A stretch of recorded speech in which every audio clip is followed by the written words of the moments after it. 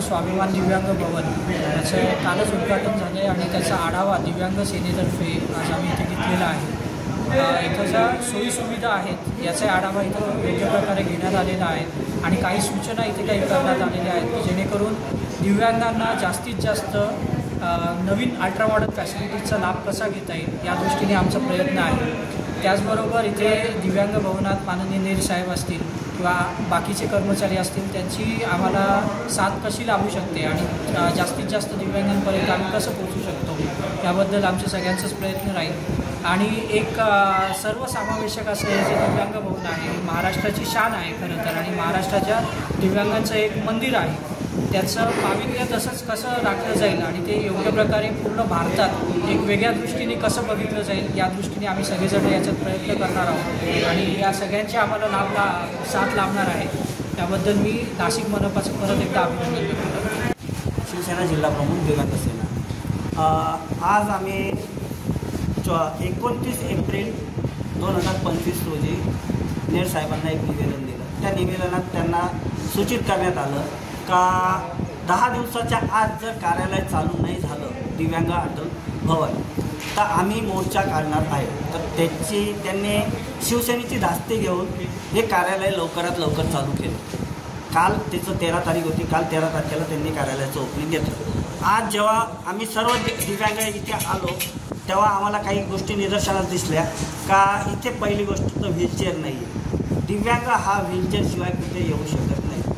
तर साहेबांनी त्याची पूर्तता घेतलेली आहे। साहेबांनी सांगितलं आहे का 2 दिवसाच्या आत मी व्हीलचेअर ठेवतो आणि जी NOC जी संजय गांधी निराधार योजनेसाठी जी NOC मागितलेली ती NOC द्यायला महानगरपालिका तयार आहे आणि ती NOC साहेब एका दिवसातच देणार ह्या पद्धतीचं प्रायोजन करणार आहे। येत्या 3-4 दिवसानंतर साहेबांनी त्या गोष्टीचे उपयोग जसा होते त्या पद्धतीने त्यांनी करण्याचे आम्हाला शब्द दिलेला आहे। जर त्यांनी त्या अटी शर्ती मानल्या नाही तर 8 दिवसानंतर परत शिवसेना स्टाईलने इथे येणार आणि त्या गोष्टी मान्य करून घेऊन जाणार। एक भव्य असं दिव्यांग भवन या ठिकाणी उभं राहिलं। मी माननीय नेर साहेब यांचं या ठिकाणी अभिनंदन करतो आणि नाशिक महापालिकेचे आयुक्त त्यांचं सुद्धा या ठिकाणी अभिनंदन। खरं तर रस्ते गटार पाणी याच्या व्यतिरिक्त महापालिका एक वेगळं काम करते याचा मला जास्त आनंद आहे आणि सगळ्यात जास्त आनंद असा आहे की दिव्यांग भवन लवकरात लवकर सुरू व्हावं यासाठी शिवसेनेचे आमचे योगेश असतील, आमचा शंतनू असेल, आमच्या सर्वच दिव्यांगांच्या टीमने अत्यंत फॉलोअप केला, त्याचा खऱ्या अर्थानं पाठपुरावा केला आणि आज त्याला यश आलेलं आहे। एक भव्य अशी वास्तू या ठिकाणी उभी राहते। मी माननीय आयुक्त साहेबांना भेटणार आहे नेर साहेबांच्या माध्यमातून। या ठिकाणी आता लवकरात लवकर तज्ज्ञ डॉक्टर आले पाहिजे, तज्ज्ञ माणसं आली पाहिजे आणि यामध्ये सुद्धा 80% हे दिव्यांग बांधवांना संधी मिळाली पाहिजे यासाठी आम्ही प्रयत्न करणार आहोत। आणि मला असं वाटतं की हे दिव्यांग भवन महाराष्ट्रात एक वेगळं असं एक वास्तू ठरेल की ज्यातून खऱ्या अर्थानं तळागाळातल्या माणसापर्यंत हे सगळं काम आहे किंवा त्यांची सेवा करण्याचं हे एक संधी नाशिक महापालिकेला आहे आणि त्या दृष्टीनं आम्ही बघतोय। खरं तर शिवसेना म्हणजे 80% समाजकारण आणि 20% राजकारण तोच मूळमंत्र आमच्या सर्व या दिव्यांगांच्या आमच्या सर्व संघटनेने पाळला आहे। मी पुनश्च एकदा योगेशचे, शंतनूचे आणि विशेषतः नेर साहेबांचं या ठिकाणी अभिनंदन करेन आणि आणि निश्चितपणे या दिव्यांग भवनाच्या माध्यमातून सर्व दिव्यांग बांधवांची भगिनींची सेवा होईल अशी अपेक्षा व्यक्त करतो। जय हिंद, जय महाराष्ट्र। भवन येथे दिव्यांग सेनाचे पदाधिकारी श्री योगेश वाणी तसेच आमचे माजी उपनेते अजय बाबूरस्ते इथं आले।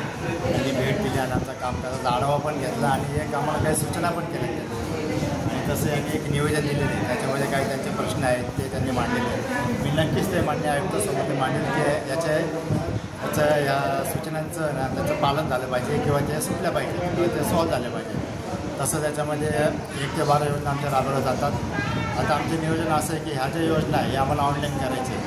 ऑनलाईन झालं तर जर दिव्यांग बांधव जो इथपर्यंत येतो आहे त्याचा 90% त्रास कमी होणार आहे। त्याला सगळं ऑनलाईनचे फॉर्म ते भरता येतील। जशी लाडकी बहीण योजनेच्या आपण आम्ही फॉर्म भरले होते शासनाने तसंच आमच्या करण्याचा तो विचार आहे जेणेकरून त्याला फक्त त्यांनी त्याच्या घरी बसून किंवा यांचे जे कार्यालय तिथे बसून जर त्यांनी काम केलं आणि इथं आम्ही त्याचं ऑनलाईन त्याची प्रिंट काढून घेणार त्यांना ऑफलाईन द्यायचीसुद्धा आवश्यकता राहणार नाही। एवढं आमचं नियोजन आहे जेणेकरून यांना यांचा त्रास कमी व्हावा अशा